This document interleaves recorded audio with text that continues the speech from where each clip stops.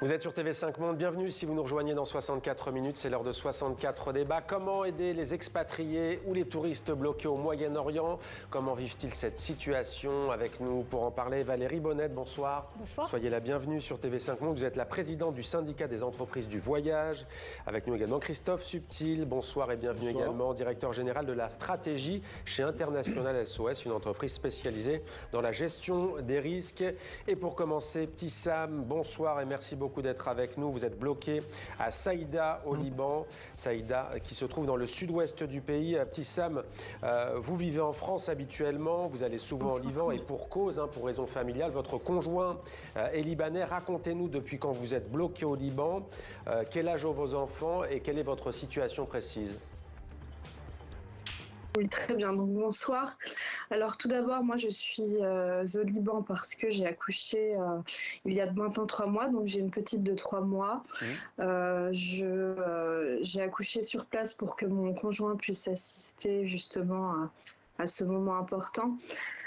Je fais des allers-retours depuis 5 ans assez régulièrement au Liban, donc j'ai quand même vu pas mal de choses, y compris, je connais le Liban depuis la crise de 2019, donc j'ai vu pas mal de choses assez lourdes. Cette crise a eu beaucoup d'impact sur la société.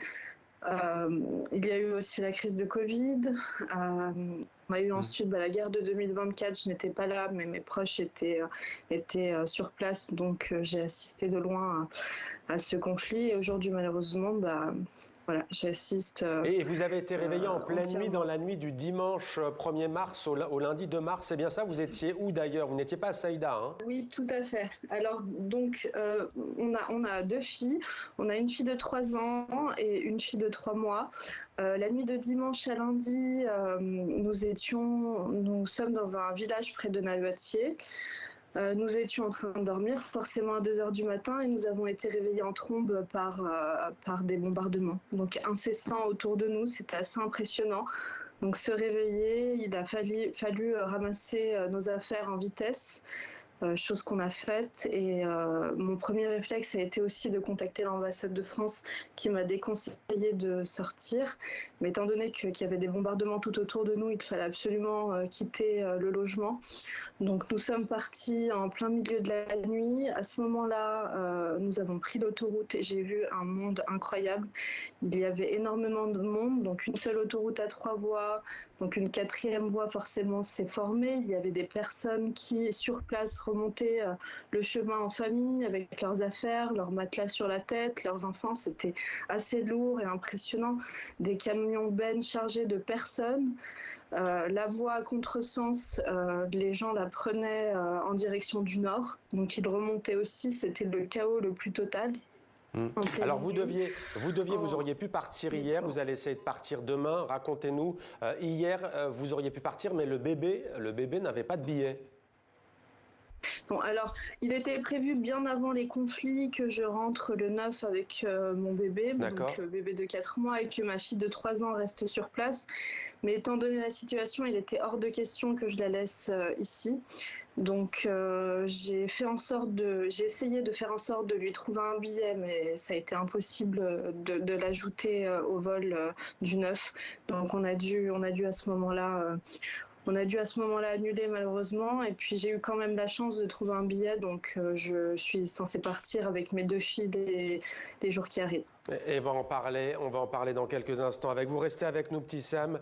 Et avant de donner la parole à nos invités en plateau, plusieurs vols sont prévus ces prochains jours, des vols de rapatriement des ressortissants français. Rappelons que les prioritaires sont les personnes vulnérables. Environ 1500 ont déjà pu regagner l'Hexagone. Il reste plus de 7000 demandes selon le ministre français des Affaires étrangères. Hier, des Français ont pu rentrer. Je vous propose de regarder ces quelques réactions, évidemment, parfois beaucoup d'émotions. Regardez. Cette grand-mère retrouve avec émotion son fils et ses petits-enfants. Ils reviennent de Beyrouth. La pression retombe enfin. Elle a suivi la situation au Liban et sait que le trajet de la petite famille pour rejoindre l'aéroport n'a pas été sans risque. Bonjour. Ils ont frappé à 4 h du matin et à 6 h, on est passé à 5 h. Donc on est passé entre les 2 bombardements. Plus tôt ce matin, autre arrivée, cette fois en provenance de Dubaï. Tu m'as manqué. Le seul de la matinée, à l'aéroport de Roissy à Paris. Pour la plupart des passagers, les annulations ont été nombreuses et les nerfs des proches mis à rude épreuve. C'est la première fois de ma vie que je ressens un truc aussi fort. Plus jamais sans ma fille. Bloquée 5 jours aux Émirats, cette femme et son conjoint ont finalement payé plusieurs billets vers des destinations différentes pour s'assurer de quitter le pays au plus vite. On a de la chance. On a pris plusieurs vols. On a pris plusieurs vols et tout. De Naples, de Manchester. Ouais, on a pris des backups en fait. Si on n'avait pas pris les 4 vols, on serait toujours bloqué à Dubaï finalement. Donc on se dit en fait heureusement qu'on avait des familles. C'est ça en fait. Voilà pour ces réactions et ce reportage de notre partenaire France 2, Valérie Bonnette, présidente du syndicat des entreprises du voyage. Est-ce que vous diriez que la France met assez de vols de rapatriement, oui ou non? Alors, c'est difficile de répondre comme ça, mais vraisemblablement non. Parce que le rapatriement, ça veut dire vraiment effectivement l'organisation par les pouvoirs publics. On est dans un moment où il n'y avait plus de vols du tout. Donc l'État français a différentes façons de ramener les ressortissants. Soit ils affrètent des vols, effectivement, un avion entier, il faut trouver les avions, les slots. Soit ils prennent des places sur des vols commerciaux. Et les vols commerciaux, ils ont été arrêtés à un moment donné sur les pays du Golfe. Soit, effectivement, ils font un peu les deux. En tout cas, vu de l'extérieur, on voit bien qu'il y a un engorgement important. Et nous, les professionnels, on a aussi essayé de faire le maximum pour amener nos clients, qui sont aussi des ressortissants français. Il y a une espèce de tri un petit peu... Alors, il y a les fragiles, il y a les ressortissants français qui habitent là-bas, et puis il y a les touristes qui sont partis pour voyager. Et une partie de ces touristes passe par les agences de voyage. D'accord. Quand vous dites nous, vous parlez de qui? Des agences de voyage, des tours opérateurs notamment? Oui, tout à fait. Les entreprises que je représente, c'est-à-dire l'intermédiation des voyages. Et quand on s'adresse à un professionnel, en fait, on a un interlocuteur. Et je ne suis pas là pour pousser, et ce n'est pas le moment, mais vraiment, on voit la différence dans les témoignages et soyez attentifs. Mais est-ce qu'elles jouent le jeu, ces entreprises et les compagnies? Parce qu'on a des témoignages de prix qui s'envolent. Alors, nous, on est des agences de voyage, c'est-à-dire on achète des vols aux compagnies et des hébergements. Les prix des compagnies aériennes, effectivement, c'est-à-dire sur les vols qui ont été remis, et on parle du Golfe, mais il y a tous les pays de l'Est, de l'Est au sens Asie, qui font des via Dubaï ou via Doha, ou via, tous les pays de Golfe, qui ont été empêchés de rentrer, pour ceux qui devaient rentrer. Donc il y a énormément de Français qui sont aussi là. Et c'est vrai que les compagnies aériennes n'ont pas toutes joué le jeu, ou même, pour certaines, profité de la situation pour multiplier par 4, 5 les prix des billets d'avion. Et rappelons, 4, 5, c'est énorme. Et rappelons que Dubaï est le deuxième aéroport international au monde, après Atlanta en termes de fréquentation. Est-ce que vous diriez, Christophe Subtil, que c'est jamais vu, cette situation de crise?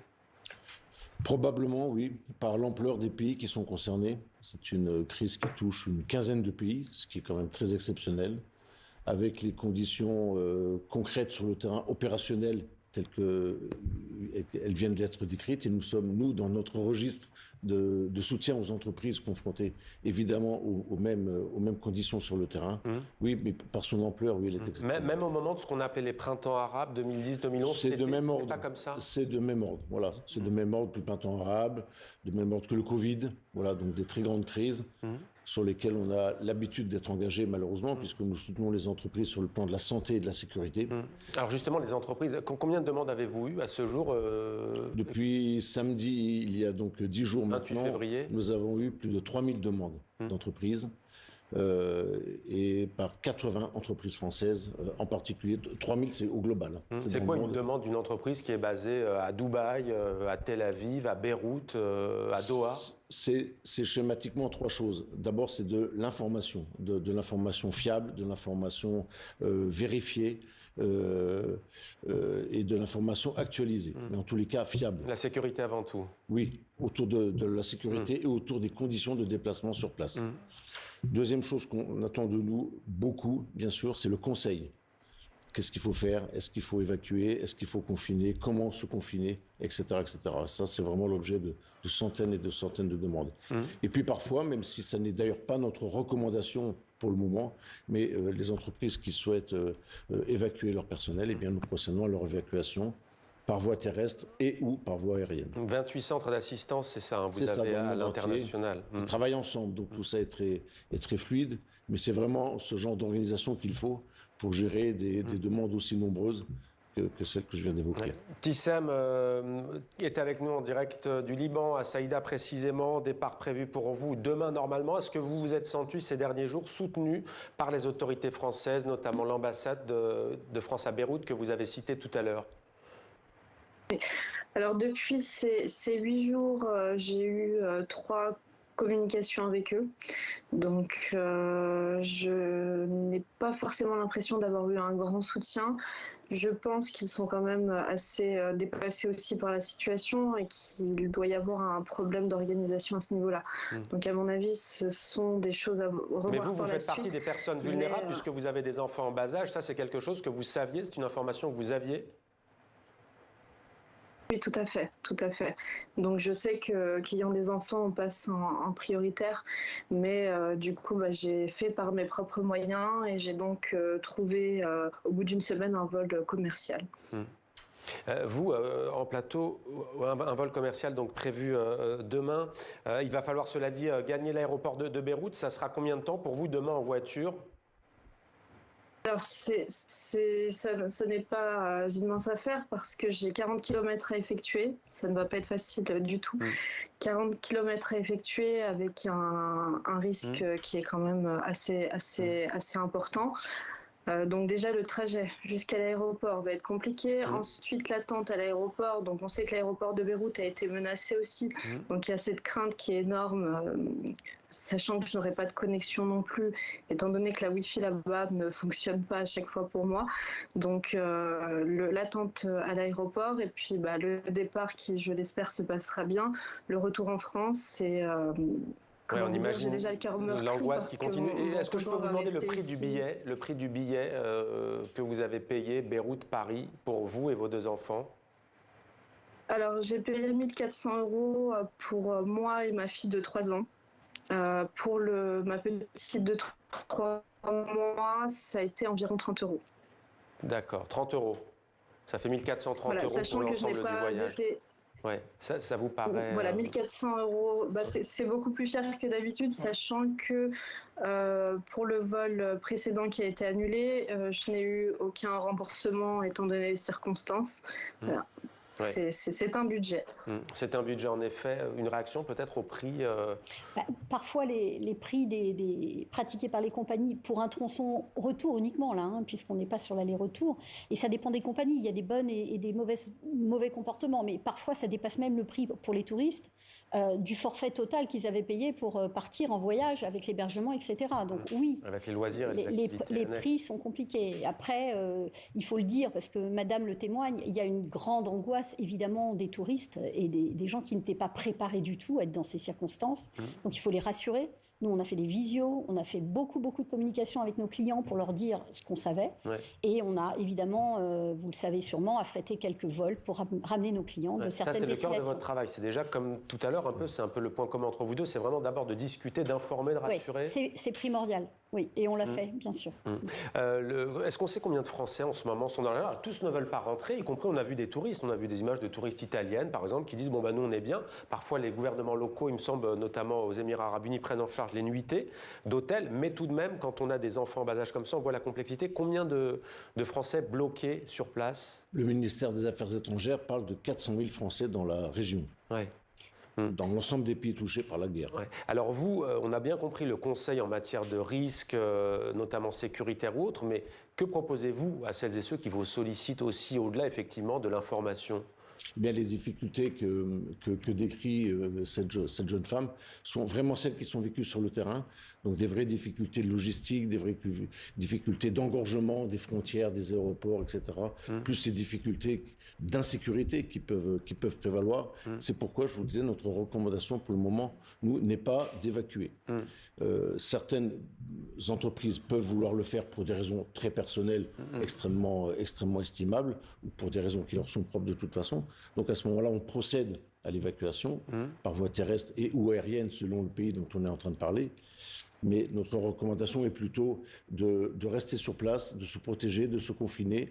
Et pour répondre à votre question, on leur donne des conseils extrêmement pratiques. Les zones les plus à risque, évidemment, on imagine les zones ciblées par le conflit, que ce soit en Iran, que ce soit au Liban, en Israël notamment, les monarchies du Golfe. Bien sûr, et dans l'ensemble des pays, évidemment, il faut se tenir éloigné de tous les sites. Américains, israéliens, bien sûr, ça fait partie. J'avais une question quand même en termes de sécurité. Ça peut paraître, alors tant mieux pour celles et ceux qui veulent rentrer, mais ça peut paraître encore surprenant qu'il y ait des compagnies aériennes qui assurent des vols. Alors on a envie de dire encore heureux, mais c'est quand même très dangereux. On entend des petits SEM qui nous disaient à Beyrouth, c'est quand même compliqué. Air France notamment ne vole pas sur ces destinations en ce moment. Vous avez les compagnies du Golfe effectivement qui ont repris progressivement. Vous l'avez dit, il y a certains vols et on l'a entendu. Un vol qui est arrivé aujourd'hui à Roissy. Là c'est Middle East pour petit SEM demain. Progressivement, vous avez les compagnies du Golfe, Emirates, etc., qui remettent des vols, mais de toute façon, il y a un goulot d'étranglement tel et un retard tellement pris que quand vous parlez de gens qui vont revenir, par exemple, de Thaïlande, de Bangkok ou d'ailleurs, qui sont coincés, le prochain vol qu'ils peuvent prendre, on arrive au 18, 19 ou 20 mars. Vous insistez sur les destinations asiatiques aussi, bien effectivement, sûr. il y a tous ces touristes-là. Et c'est dans longtemps. Et tout ça, en attendant, il faut le prendre en charge. Merci beaucoup et on le rappelle, pour aller directement sur les numéros d'urgence, que vous soyez concerné ou que des proches soient concernés, vous pouvez scanner le QR code qui s'affiche à l'écran. Voilà pour ce débat. Merci Valérie Bonnet, Christophe Subtil et merci beaucoup à vous, Petit Sem, d'avoir pris le temps de témoigner et de répondre. On comprend évidemment et on imagine votre angoisse et votre peur, en espérant évidemment que pour vous et votre famille, tout se passe bien d'ici demain et demain. Merci beaucoup à tous les trois.